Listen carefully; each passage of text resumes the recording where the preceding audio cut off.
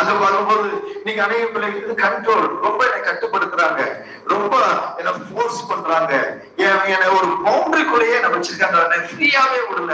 Please understand, கிறிஸ்துவ வாழ்க்கை freedom நிறைஞ்ச வாழ்க்கை. கிறிஸ்டியானிட்டிக்கு வெளியா, கிறிஸ்துவுக்கு வெளியே நீ போகக்கூடிய வாழ்க்கை உன்னை அடிமை பண்ணக்கூடிய வாழ்க்கை.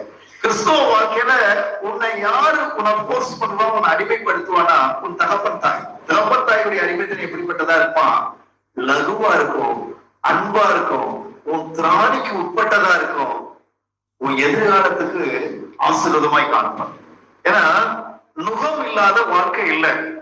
ஆண்டவர் சொல்லிட்டாரு மத்திய புஸ்தகத்துல, என் நுகம் எப்படி இருக்கும்? என் நுகம் எப்படி இருக்கும்? லகுவா இருக்கும். கிறிஸ்துவ குடும்பங்கள்ல உங்களோட பிள்ளைகள் அல்லது ஆவிக்குரிய குடும்பத்துல பெரியவங்களை பார்க்கும்போது அழைத்து வரணும், வசச்சத்து வரணும், திங்கள வரணும், இதெல்லாம் ஒரு விதத்துல ஒரு கட்டுப்பாடாவோ ஒரு வித சிரமமாவோ நீங்க எடுத்துக்கூடாது. சொன்ன மாதிரி நாட்களை நம்ம என்ன செய்யணும்? அப்படினால அதுல சலிப்பு வந்துடக்கூடாது. அது சலிப்போ ஒரு எரிச்சலோ அல்லது அதுக்கு வெளியே நம்மளாம் ஃப்ரீடமா இருக்காங்க. ஃப்ரீடம் என்பது கிறிஸ்துவுக்குள்ளதான். நேற்று பார்த்த பாருங்க, பென்யமீன் கர்த்தருக்குள் தான் எப்படி இருப்பானா? கர்த்தருக்கு வெளியே இல்லை. இந்த இளையகுமாரன் வெளியே ஆசைப்பட்டான். அங்க ஃப்ரீடமா இருக்கு. யாருடைய கட்டுப்பாடு இல்ல? தகப்பனுடைய கட்டுப்பாடு இல்ல. யாருடைய கட்டுப்பாடு இல்லைங்க? வீட்டில் இருந்த தகப்பனுடைய கட்டுப்பாடு. கட்டுப்பாடுங்கிறது கடினமா இருந்தாலும் யாருடைய கட்டுப்பாடு என்பது ரொம்ப முக்கியம். தகப்பனுடையதா அல்லது உலகத்தினுடையதா? தகப்பனுடைய கட்டுப்பாட்டுல பாசம் இருக்கும், தகப்பனுடைய கட்டுப்பாட்டுல என் மேல தரிசனம் இருக்கும், தகப்பனுடைய கட்டுப்பாட்டுல என்னை அவர் என்ன செய்வாரா? அவன் அது திராணிக்கு மிச்சி காணப்படாது. தகப்பனுடைய கட்டுப்பாட்டுல இவ்வளவு இருக்கும் பாருங்க. இளையகுமார் வெளியே போனா அங்க இன்னொருத்தன் போர்ஸ் பண்றான். யாரு? அவனுடைய எச்சமா. என்ன?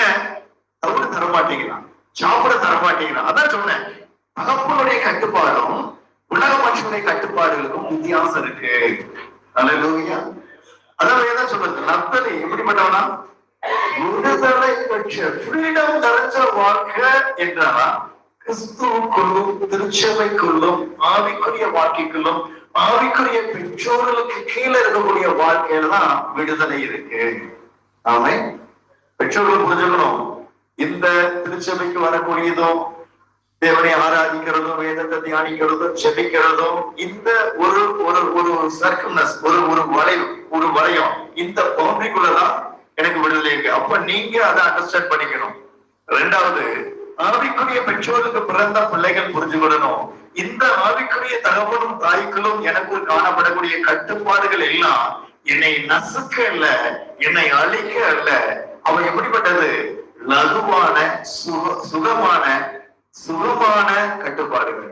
இது நமக்கு எந்த விதத்திலும் போர்ஸா எடுத்துக்கொள்ளக்கூடாது. அநேக பிள்ளைங்க சொல்ல பேரண்ட்ஸ் மிரட்டுறது தெரியுமா?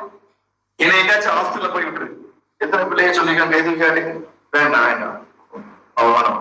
என்னைய உங்ககிட்ட இருக்கிறது என்னைய ஹாஸ்டல் பாரு.